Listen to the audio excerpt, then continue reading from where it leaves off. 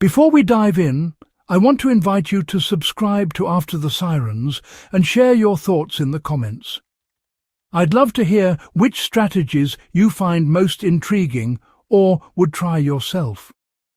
This is a deep dive into survival strategies that save families during the harshest winters of World War II, a subject that goes far beyond simple historical curiosity.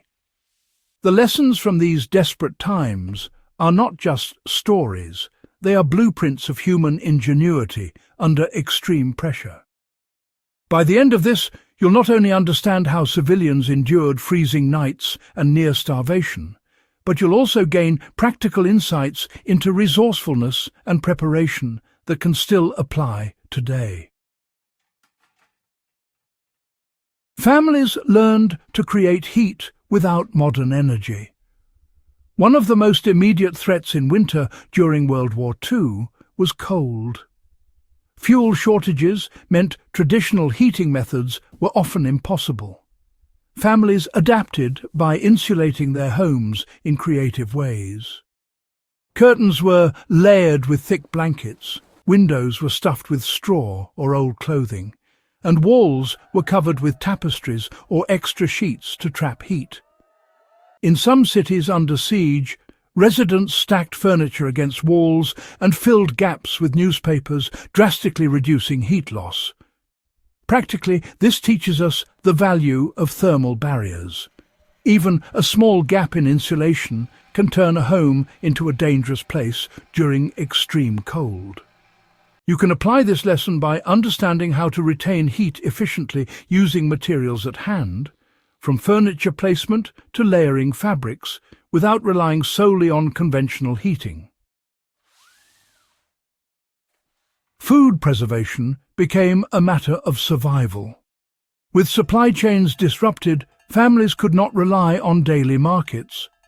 They developed sophisticated methods to preserve what little food they could secure. Root vegetables were buried in sand or sawdust to last through months, while cabbage was fermented into sauerkraut for essential vitamins.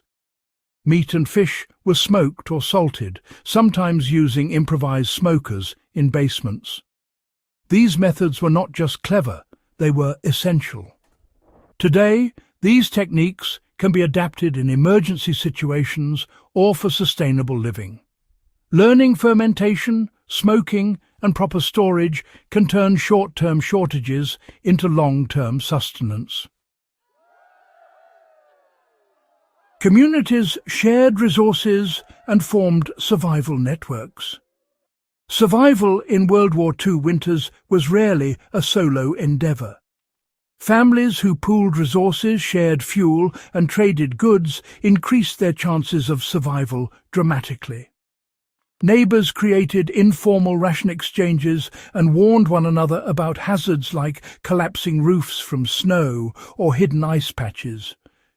Practically, this demonstrates the importance of networked resilience. Even in modern contexts, knowing your neighbours and organising small community support systems can amplify individual survival efforts during crises, whether in power outages, extreme weather, or supply chain disruptions. Clothing was layered and repurposed to withstand frostbite. Clothing shortages forced families to improvise with layers, even if it meant using, unconventional items like pillowcases or extra blankets wrapped around limbs. Wool was particularly prized for its insulating properties, but cotton and other fabrics were layered strategically. Socks, scarves, and mittens were often shared among family members to prevent frostbite. From a practical standpoint, this teaches the principle of strategic layering and prioritizing extremities in cold protection.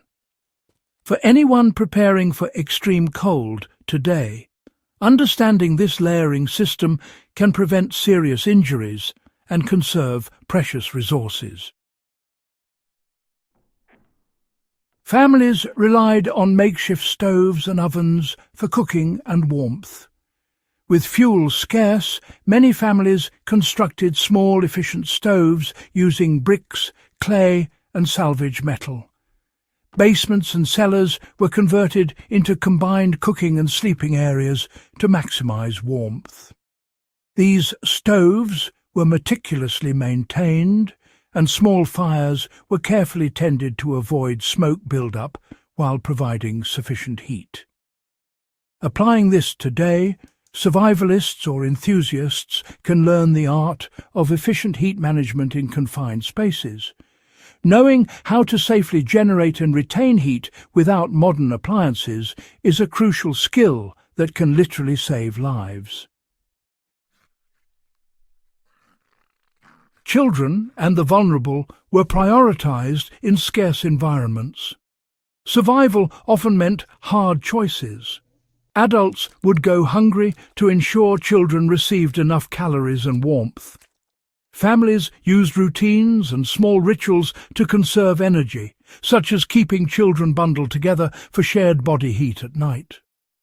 This demonstrates a calculated approach to energy management and prioritization that goes beyond mere survival. It is strategic living under extreme scarcity.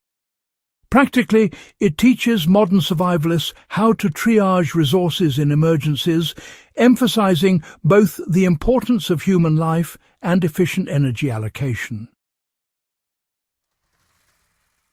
The harsh winters of World War II were tests of endurance, ingenuity, and communal cooperation.